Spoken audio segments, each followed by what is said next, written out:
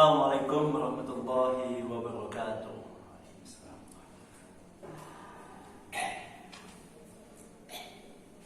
Oke, gimana anak-anak semuanya pada pagi hari ini? Apakah masih sehat seperti biasanya?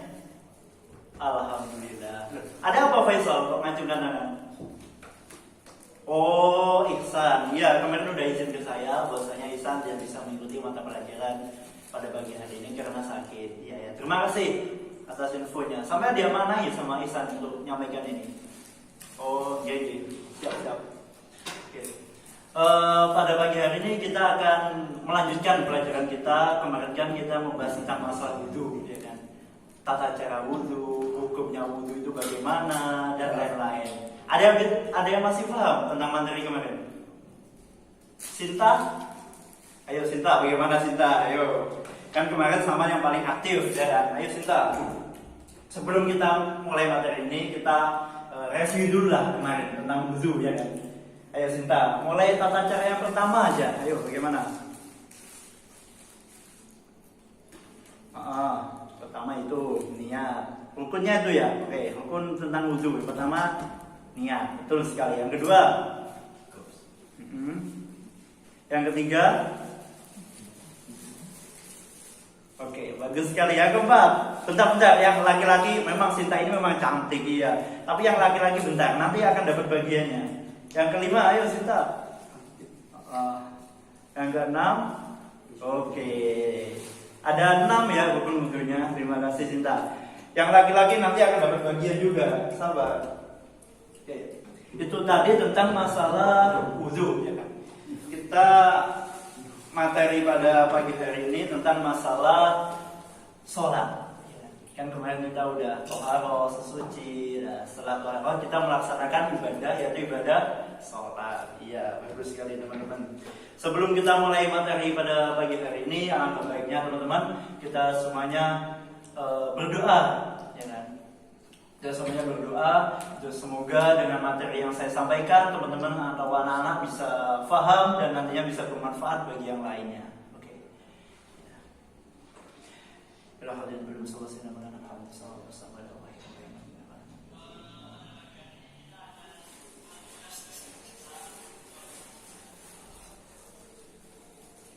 Al-Fatihah.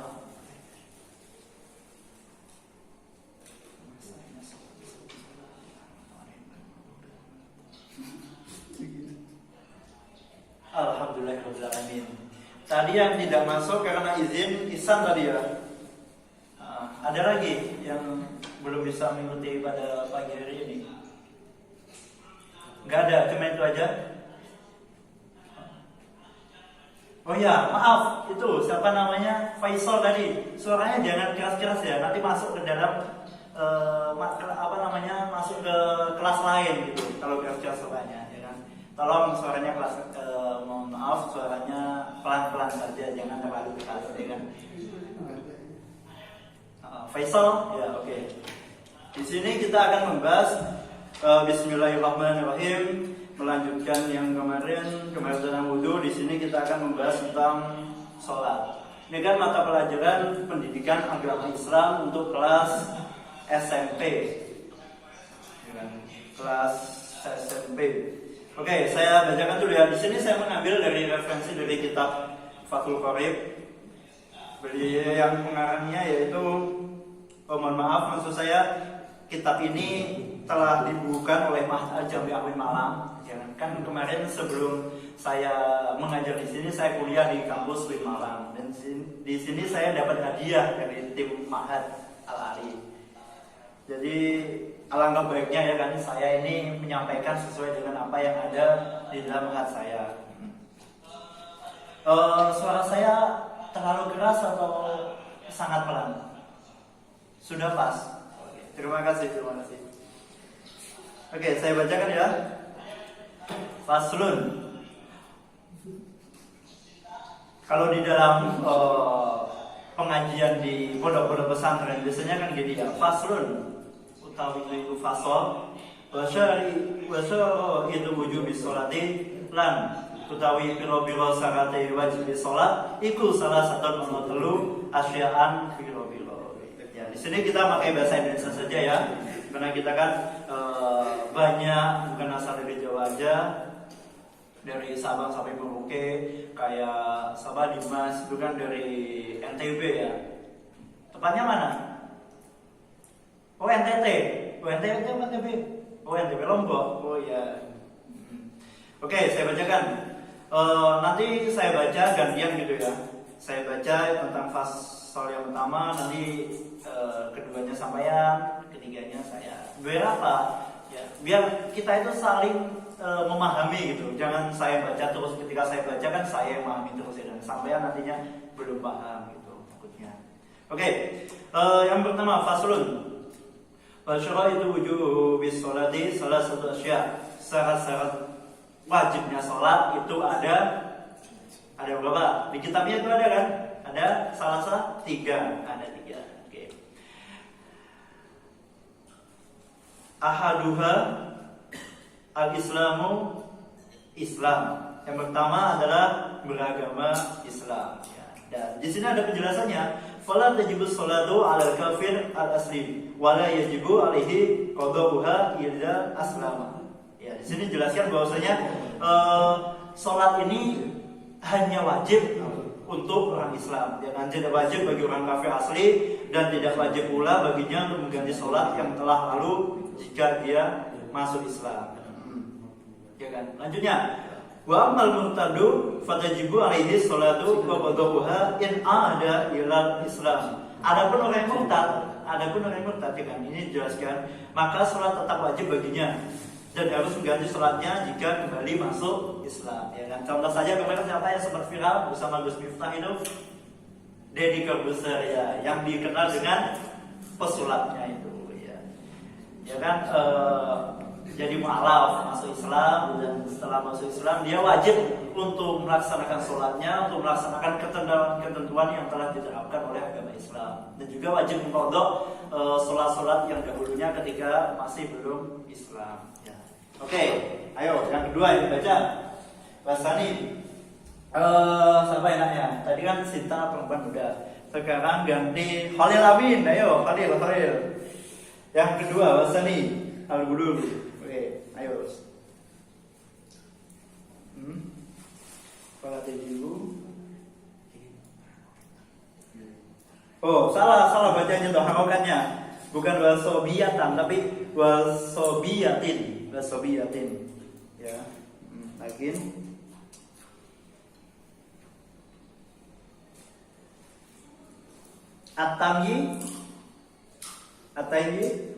At-tamyizu pakai alfa ya, doma.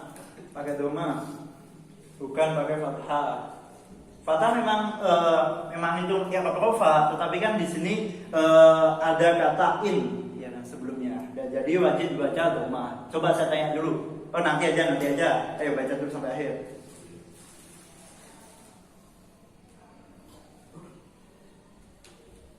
Sini nah, Khalil, mantap Khalil.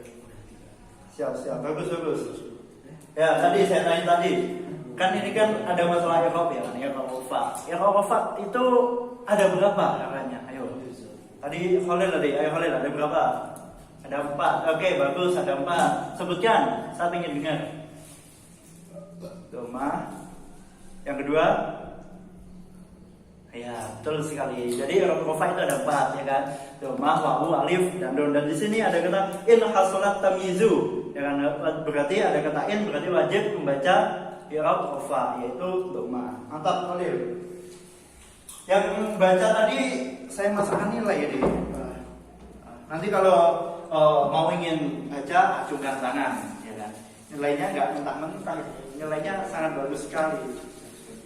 Bisa membantu sampean ketika puasa nanti dapat nilai yang kurang memuaskan. Jangan sampai ya.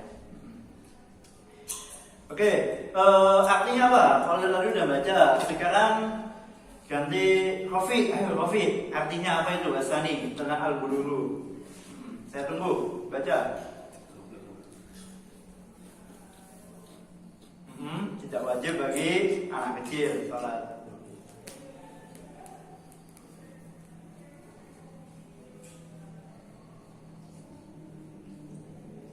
Tamis. Jadi gini teman-teman. Yang kedua syarat wajibnya sholat tadi kan ada 3. Yang pertama Islam, yang kedua adalah al-bulughu atau yang maksudnya itu sudah balik, ya kan? Di sini dijelaskan bahwasanya mereka itu maksudnya kembali ke baliknya harus diperintah untuk melaksanakan sholat setelah mencapai umur 7 tahun. Ya. Di dalam kitab ini dijelaskan balik itu 7 tahun. Jika telah tamyiz, jika belum tamyiz maka harus diperintah setelah tamyiz. Dan mereka itu berhak untuk dipukul. Ayo, ya wajib untuk dipukul, berhak dianjurkan lah. Ketika seorang tersebut ketika sudah tamyiz tidak melaksanakan sholat, yaitu wajib atau hendaknya dipukul saja, nggak apa-apa, karena dia telah melanggar perintah dari Allah Subhanahu wa Ta'ala. Tapi ada batasan umurnya. Di sini dijelaskan bahwasanya ketika mencapai 10 tahun. Nah, ketika udah 10 tahun ke atas tidak sholat, nah itu orang tua atau teman di sekelilingnya diperbolehkan untuk memukulnya. Lanjut yang ketiga. Basani al-aqlu. Ganti ayo siapa lagi? Ajar. Al-aqlu, akal. Ajar basani. Oke, sangat dikit ini ya. Yang ketiga ini. Alhamdulillah. Udah. Sekarang itu wasani alaku fala tajbu alal majnun. Oke, artinya ganti siapa? Namanya sampean lupa saya. Oh iya, Imas. Ayo Mas, dibaca. Artinya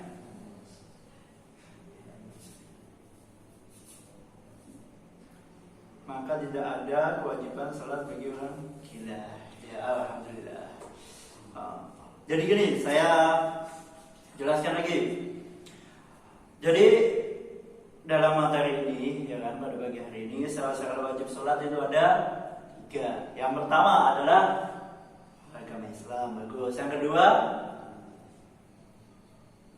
ya, yang ketiga. Oke, mantap. Jadi itu aja dulu. Kita jangan terlalu lama ya menjelaskan. Kita satu bab saja, satu fasal.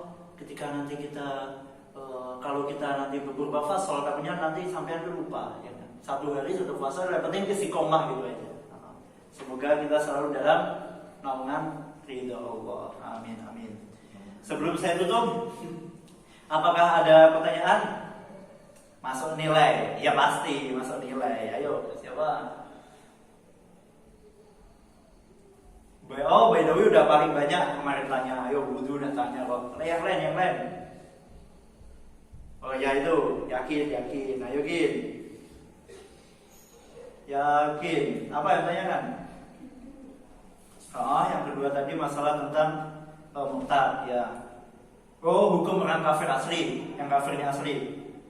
Oh gitu. Jadi gini, saya jelaskan. Bagaimana yang sudah kafir asli atau sudah non muslim sejak awal, ya kan? Apakah sholatnya itu tetap dituntut atau tidak? Padahal masih belum beragama Islam, ya kan? Oke. Adapun untuk orang kafir, ya kan, atau kafir asli atau apa namanya non muslim ya sejak lahir, yaitu tidak dituntut untuk melaksanakan sholat. Kan dia kan mu'alaf, ya kan? Mu'alaf, dan ketika masuk Islam, dia tidak dituntut untuk memenuhi syarat-syarat sah sholat, dan juga tidak pula diperintahkan untuk mengqadha sholat yang tidak dilaksanakannya sebelum dia masuk Islam tadi, ya kan? Karena gini, dikhawatirkan, ya kan, dia nanti akan lari dari Islam, ya kan? Ketika masuk Islam ketentuannya banyak sekali. Nah, nanti takutnya ketika ketentuan-ketentuan tersebut sangat banyak, dia malah tidak jadi masuk Islam, ya kan? Gitu. Dan juga di kitab ini dijelaskan, tetapi di akhirat kelak, ya kan, mereka tuh berhak mendapatkan siksa karena telah meninggalkan sholat. Sebab sejatinya mereka bisa mengerjakan sholat dengan masuk Islam terlebih dahulu. Ya kan? Di sini dalam referensi dari Ashab Syafi'i, menyikapi, ya kan, status orang kafir itu terbagi menjadi dua sudut. Yang pertama, yaitu orang kafir yang tidak wajib melaksanakan sholat, tidak wajib menunaikan zakat, tidak wajib berpuasa, dan tidak wajib melaksanakan haji serta tuntunan furu atau catatan syarat. Ya kan? Maksudnya ini adalah bahwa orang kafir asli mereka itu tidak wajib melaksanakan hukum-hukum ketentuan syariat Islam di dunia dalam keadaan kafir. Dan jika ia masuk Islam, maka ia tidak dituntut untuk mengqadha kewajiban-kewajiban yang tidak dilaksanakan ketika dia kafir, ya kan? Yang kedua, dari sudut yang kedua, beliau Asy-Syafi'i juga berpendapat bahwasanya orang kafir asli itu tetap melaksanakan kewajiban-kewajiban seperti sholat dan lain sebagainya, ya. Sebagaimana diwajibkan untuk beriman. Namun bukan berarti mereka itu diperintahkan melakukan sholat atau puasa ketika masih kafir. Sebab di sini dijelaskan, ya. Sebab jika hal demikian dilakukan, maka hukumnya tidak sah. Tetapi maksud pendapat ini adalah bahwa orang kafir akan mendapat tambahan azab karena di dunia tidak mengerjakan sholat, puasa, zakat, dan melaksanakan kewajiban-kewajiban yang sesuai dengan syariat Islam. Jadi dia akan mendapatkan hukuman tambahan ketika di akhirat nanti. Ya, kacamata ini ditinjau dari sudut usul fikih. Di sini dapat dipahami bahwasanya fikih itu tidak hanya berbicara tentang masalah dunia, ya kan? Fikih nanti juga akan dipertanggungjawabkan di akhirat, teman-teman. Ya kan? Jadi fikih itu adalah pelajaran sangat penting sekali. Ya kan? Antara fikih pendidikan agama Islam sangat penting sekali di dunia. Karena itu nanti juga ada shout outnya di akhirat. Ya kan? Jika kita jadi gini istilahnya, akhirat itu cerminan kita ketika di dunia. Ada yang bilang juga di dunia itu kita hanya mampir ngombe, ya kan, kata ulama-ulama. Jadi sangat sebentar sekali. Gimana? Tadi Mas siapa? Yakin ya? Nama lengkapnya siapa namanya? Ainul Yakin. Oh. Nomor absen berapa? 41. Oh, 41 atau 31? 41. Bentar, absen dia dulu. Oke. 41. 41. Alhamdulillahirobbilalamin. Di sini tadi kita akan menjelaskan tentang syarat wajib salat. Dan besok, ya kan? Besok kita akan membahas tentang masalah sholat-sholat yang disunahkan dalam syariat Islam. Ya kan? Apa aja sih sholat sunnah itu dalam Islam? Kan banyak sekali. Sholat duha, sholat tahajud, dan lain-lain. Besok akan kita bahas secara tuntas. Untuk sekarang ini kita membahas tentang masalah syarat-syarat sholat saja, ya kan. Kewajiban-kewajiban saja ada 3. Yang pertama adalah Islam, yang kedua yang kedua adalah al-bulugh atau balik, yang ketiga adalah berakal. Oke, bagus sekali teman-teman. Saya anggap ini teman-teman kelas berapa? Kelas 7 ya, 7 SMP. Sudah paham ini. Ada yang pernah mondok sebelumnya? Oh ya, itu siapa? Iya. Oh, Sofyan. Oh. Mondok di mana kemarin? Di Lirboyo, waktu SD ya. Sekarang di SMP sini. Mondok di sekalian ini di pelosok. Oh, berarti SD-nya dulu mondok di Lirboyo, setelah itu SMP pindah ke pelosok. Terima kasih. Di pelosok. Di mana? Di pondok pelosok. Enak ya kemarin sekarang. Oh, sangat enak sekali. Terima kasih. Ya, saya masukkan nilai juga yang saya tanya-tanya tadi. Oke, materi pada pagi hari ini kita cukupkan sampai sini aja. Mungkin jika anak-anak atau teman-teman semuanya ada pertanyaan bisa ditanyakan besok ketika materi kita. Nah, besok kita akan membahas tentang apa tadi? Sholat-sholat yang sunnah. Oke, sebelum kita tutup kita baca alhamdulillah dan doa kafatul majelis dengan harapan apa yang saya sampaikan bisa bermanfaat bagi kalian semuanya dan nanti bisa sampai amalkan ketika sudah terjun di masyarakat, ya kan? Karena apa? ketika kita mau dari sini ya pada pelosok ya, kalau sampai pelosok, ketika nanti sampean udah terjun di masyarakat, sampean itu menjadi ikonnya masyarakat. Santri itu ikonnya masyarakat. Ada ulama yang pernah berpendapat bahwasanya santri itu ibaratnya paku. Ya kan? Jika desa itu tidak ada paku atau fondasi yang kuat, nah itu nanti akan roboh. Dan sampai itu adalah pakunya desa. Dan maka dari itu sampai itu harus memaksimalkan kiai-kiai, memaksimalkan ulama-ulama untuk sampai ambil ilmu-ilmunya dan nanti sampai manfaatkan di masyarakat. Alhamdulillahirabbil alamin. Mari kita baca alhamdulillah dan doa kafatul majlis.